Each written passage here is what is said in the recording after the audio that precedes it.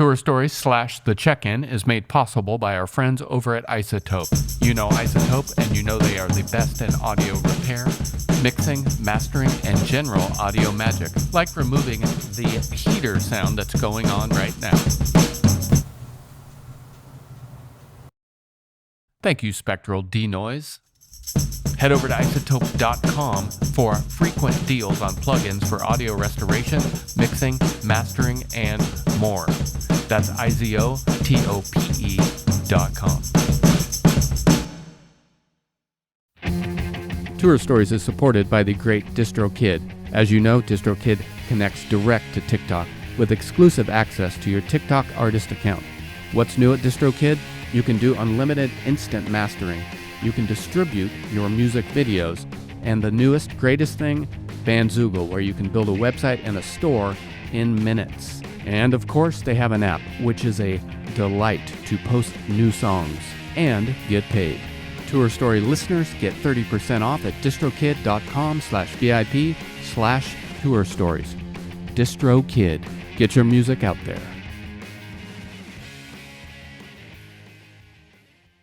I'd like to welcome our newest sponsor, Schecter Guitars. Yes, I play drums, but in my band, I am the lead guitarist and I play Schecter. Schecter makes a wide variety of guitars in various styles, all high quality built with the best materials and pickups, beautiful fretboards, and always a comfortable feel. The bonus with these high quality instruments is that they are priced right. I just ordered 2 guitars. The one I can tell you about is the Robert Smith Ultra Cure in Black Pearl. Also consider heading over to the Schecter Custom Shop and find yourself a premium USA-built instrument and have it shipped straight to your door. Head over to schecterguitars.com. You'll be there for a while, trust me.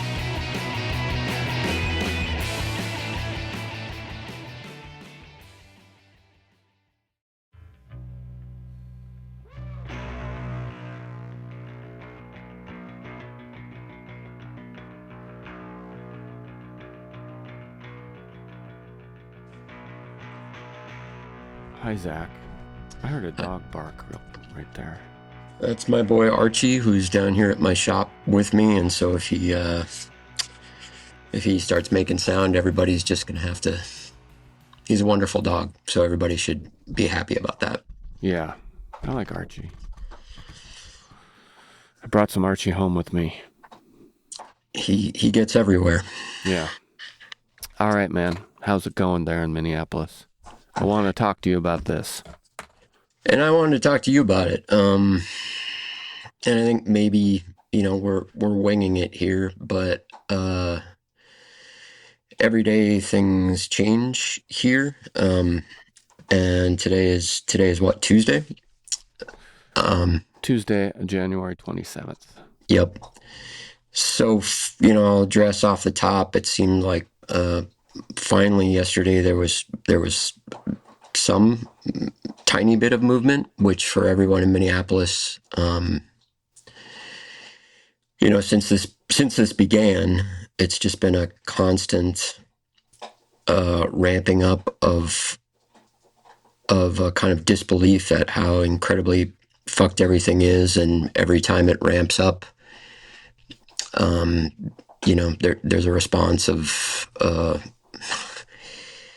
that it's just going to continually get worse. Right. And it's been that for weeks, in terms of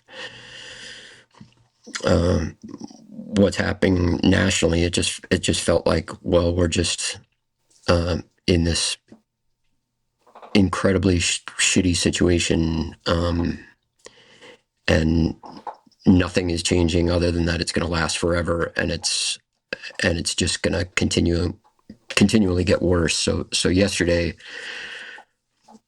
just having some word that anything might change in terms of accountability or who's here or how long they're going to be here.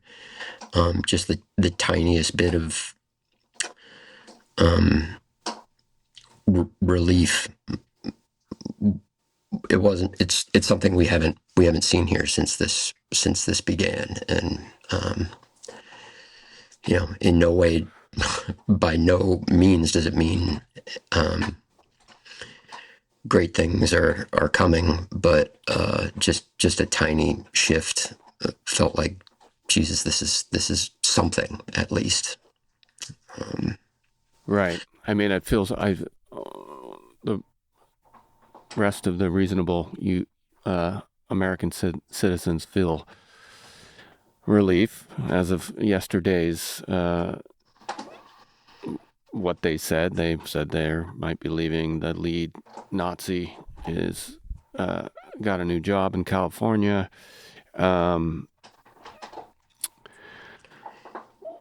So I feel relief from afar, but you're in a pressure cooker over there, and we're kind of talking backwards.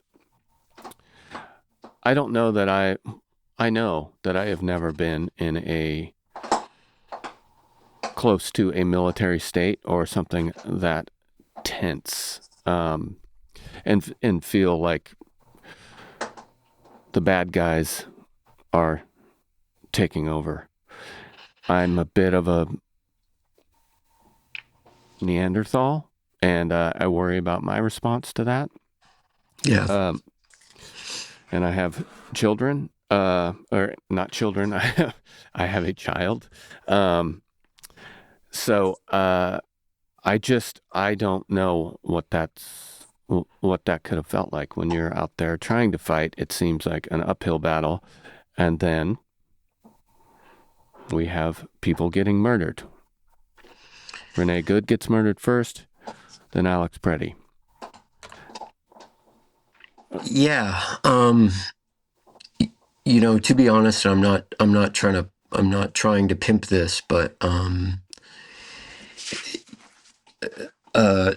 it's been, so I have, in an attempt a while back to get off social media and just deal with people and things in a different way, I started this newsletter where I'll just post whatever, writing, art, whatever, and this entire time it's been sort of impossible for me to even wrap my head around describing what it's like to be here. I'm going to put it up later today, but I'm just saying that it's at zaksally.com and it's free to look at. But I guess the whole point of the thing that I'm finally putting up is what you just said about never being in a occupied, militarized zone. I never have either. And even when stuff was happening and when ICE was doing their surge in Chicago, it was this sort of thing that was from afar, and you're sort of like, holy shit, that sounds terrible. And when it arrived here, it arrived with such force in all the ways that you can think about that all of a sudden it was this reality that I in Minneapolis had never experienced before. And something that's kind of indescribable, as a thing that occurs, and as an American, and watching the national. So it's, what I'm saying. It's like I didn't know what that was like. Sure. Yeah. You don't know what it's like until whatever 50 years ago or 3 weeks or whatever it was. All of a sudden, there was kind of the national news and the national all that, and everyone in Minneapolis and across Minnesota. It was just this feeling that's like, this is not up for debate. This is not something we get to decide if it feels that way or not. Right. We don't get to have an opinion about what's happening. These guys are here, and how, like, the level of tension and fear that exists here is, it's nothing I've ever experienced before. And it's like so hard to describe it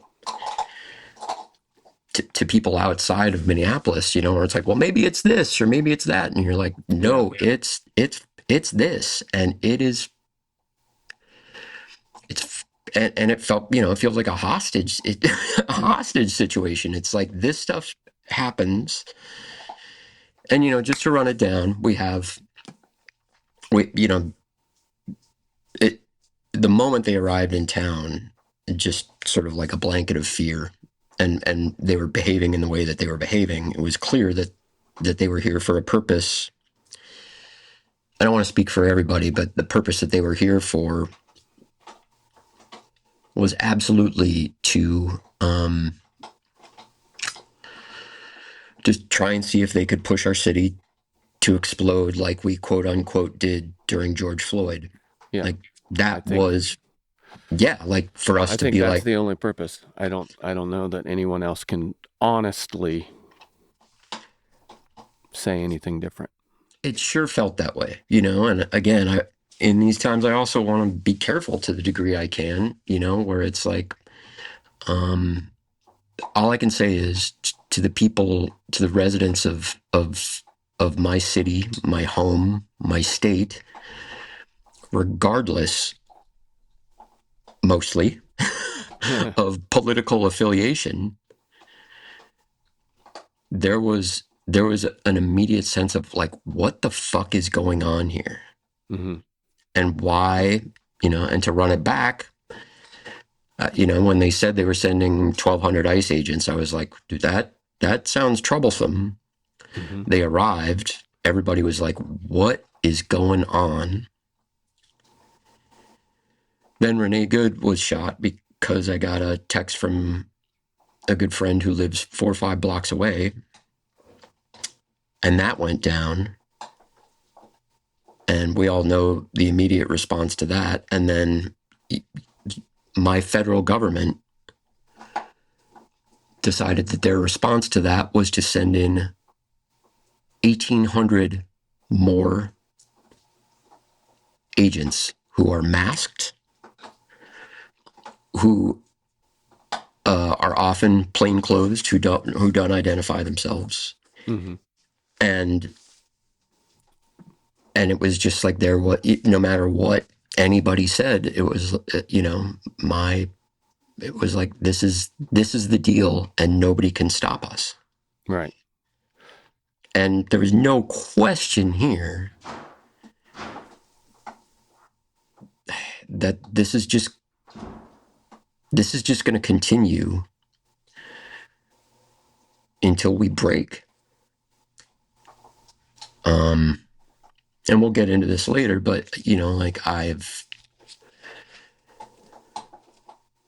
never been prouder of the place I live, just in terms of how everyone I know has found ways to step up to not break. And but every day you wake up with this surreal feeling of like, is this fucking real? Is this really fucking happening?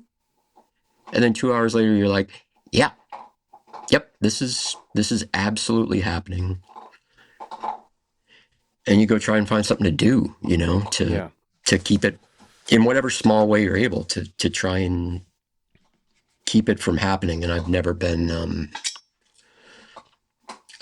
more amazed and impressed at the level to which people are peacefully and legally stepping up to try and witness a militarized occupation of the city in which they live. Yeah, and we talked a little bit over the last couple of weeks, or texted and talked a little bit, but we talked about the strength of creativity, and you're kind of put to the test. The more creative you are, the more effective you're going to be, but you're fucking angry. I mean, yeah. And it's a real test to keeping your cool. Is a simple way to put it, but as we were talking, or the few times we were talking, it just really hit me how important it is to use your creativity. And I'm not just saying art. It's like you've got to critically think how to be effective. And that has got to be stressful. You know, you could blow your top. That's not going to And, help. and that's, I think, that's what I'm sort of still in disbelief about, is that, you know, I think they came here because they thought Minneapolis was going to blow its top like George Floyd. And I was here for that. And you know, a lot of people here were like, how come it's the way they're behaving, the sort of illegality and heartlessness with which they're behaving, like how can we not blow our top? Yeah. Like that, it seems impossible. And again, in the same way that I was mentioning earlier, never being able to because we haven't experienced this as Americans, to live in the midst of a military occupation. You know, when Martin Luther King Day rolled around, it's like we all know about MLK, and we know about that form of resistance. And for me, at least, this was like, I think I understood that in a way that I hadn't before, the nonviolent thing. Yeah. Because it was like, it's this high idealized thing. It's like, this is the way you want to be. This is the way you want to react to these things. But Right. this situation here was like, if you don't do that, I mean, there's a force of 3,000 masked dudes with guns who have Untrained. proven over and over that they're not afraid to use them. Our police, the Minneapolis police force, is 600. Yeah. The St. Paul is about the same. So it's like the nonviolent tactic is like, again, you don't have any option. Yeah. It's the test. It's the test. I mean, even if, like, it's not only the right thing, but it's the most effective tool. Like, if the moment, everyone here understands, the moment you give them an excuse to portray this thing in a way that it's all of the citizens of Minnesota that are the problem here, the minute you give them that, this is fucking over. And do you know what I mean? It's like, I guess I'm trying to say it's felt, at least to me and a lot of people here, like, yeah, it's frustrating and angry. Anger doesn't quite cover it, but if you can somehow hold on and let them show what they are, in this moment, there's nothing more powerful than that. Right. And like yesterday, I'm not going to lose my shit here, but yesterday was the first time where it felt like that is, to some extent, that is working. I said it after Renee Good was killed. In a hopeful way, not, that I felt like a spigot had been just slightly turned on that was not turned on the day before. It was the first time that people are like, whoa, wait, people who had very strong feelings about why they thought ICE was here, or why they thought this surge was occurring in Minnesota as opposed to some other state. That I think that gave, I would think on some level that puts some pause in people's heads that wasn't there before. And if that night, reasonably, my city had rioted like motherfuckers, like,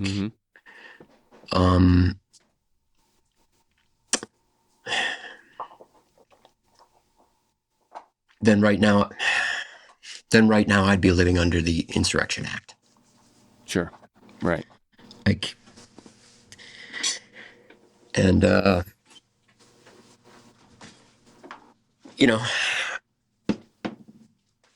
we didn't. And yeah, what you said about creativity, it's sort of, you know, there is no, it's literally been people helping their neighbors, you know? Yeah. That's what this whole, and not knowing what to do or how to do it and figuring it out in the moment. You know, sometimes it's like to larger community organizations. Sometimes it's like literally dropping food at people's doors. Legal American citizens who are afraid to leave their houses. Yeah. Like, how do we do that? How do you facilitate that? What do you need to do here? And that has been straight up beautiful, you know? Right.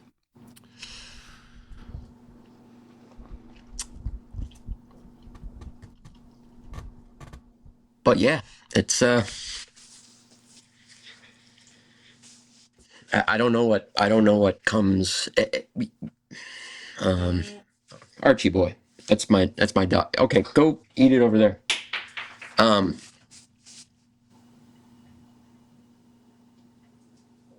But yeah, it's nobody I know in Minneapolis has been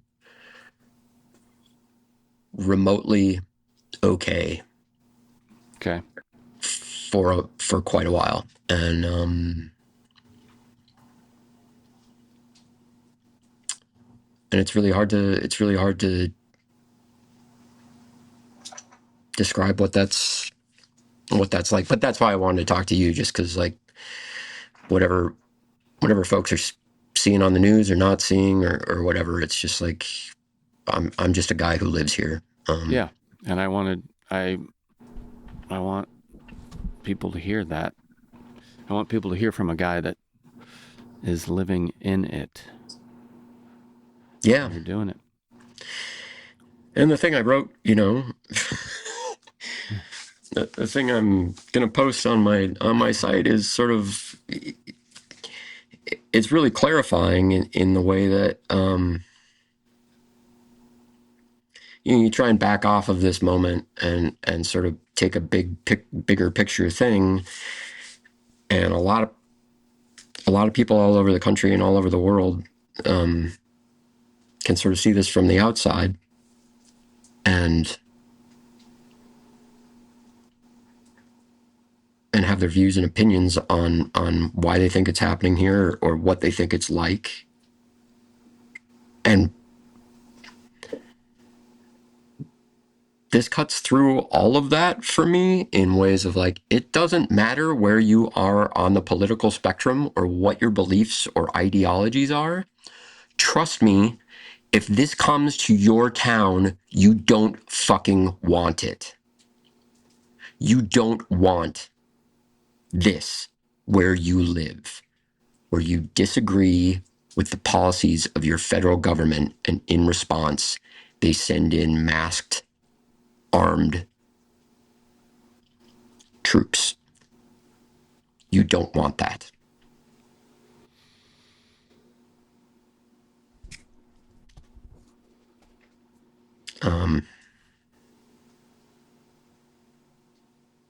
And that's what has happened. That's what has happened here.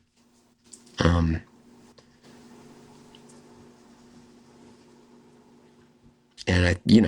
we're at this point where I think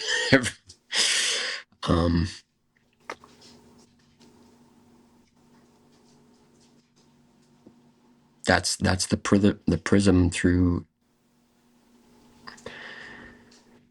And I think there's some of these both sides arguments. But to quote David Lynch, I mean, I think anyone who watches the film of Alex Pretti being shot, which is a block away from MCAD, the place I worked for 14 years. Like I know that spot. Like I know it well, like that exact spot. But anybody who watches that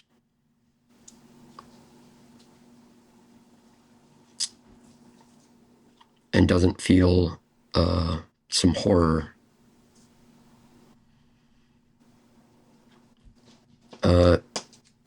needs to fix their heart.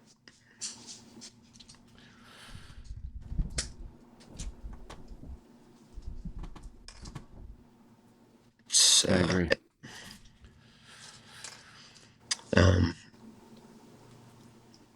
So yeah, that's where it's at. Well, I commend you and your city because I think you're winning. It's slow, but you're gonna win. And that's not bullshit. I think it's really gonna come out later that again, you've done the best and most creative version of resistance, and people died, and you're still gonna win.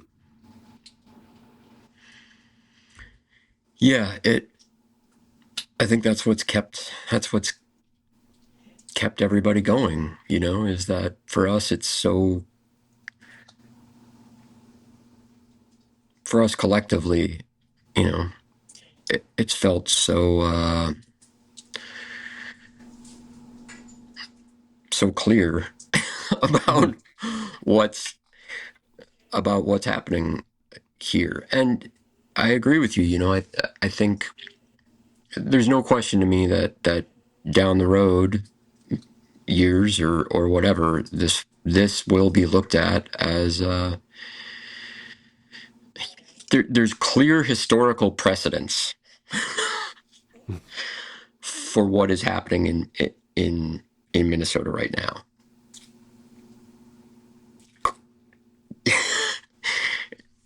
It's happened in lots of places, and it's happening here, and that just you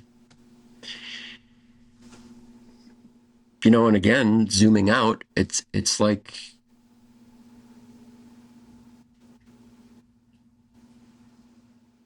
two American citizens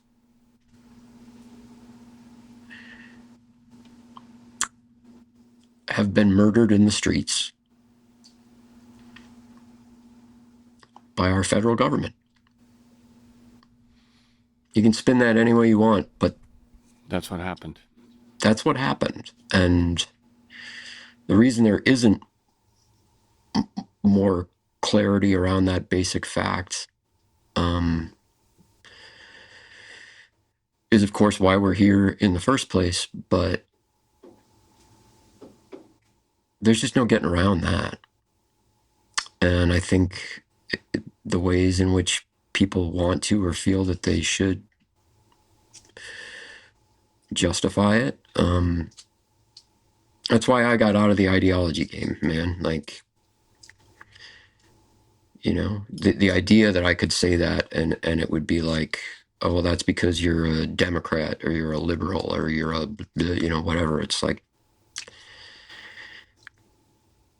this is getting down to some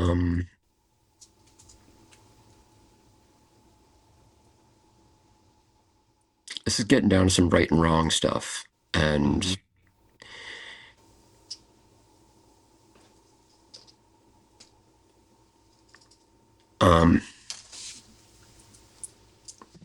this is a flavor of wrong I don't think we've ever. This is a flavor of wrong we haven't seen in America before, and I think a lot of people need to do a real hard look about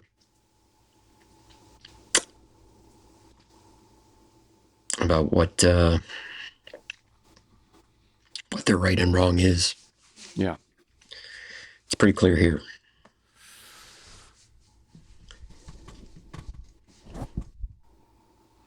Take care of yourselves. Yeah, everybody stay safe and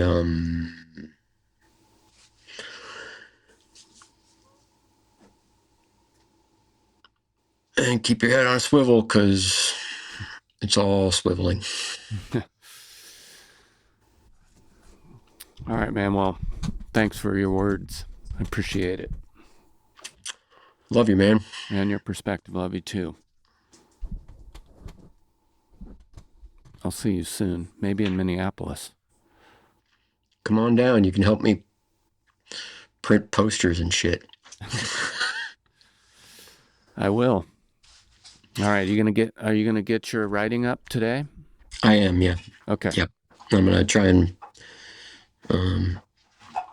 I've just been too I haven't been able to string together coherent thoughts for a while, but I think I finally was able to. So try and throw that up, and I'm going to try and do more of that, because I think there's some stuff that's happened here that there's horrible stuff that deserves describing, and there's some of the beautiful stuff I've ever seen, and that equally deserves describing, to whatever limited capability I can bring to that. So I look forward to reading it, as I look forward to reading all of your stuff. Thanks, man. Special. Everyone go read it it's at zaksally.com. Is that correct? Yeah, it's a newsletter, but yeah, it's free to look at. So great. Yep. All right, man. Take care of yourself. Yeah, you too. Bye.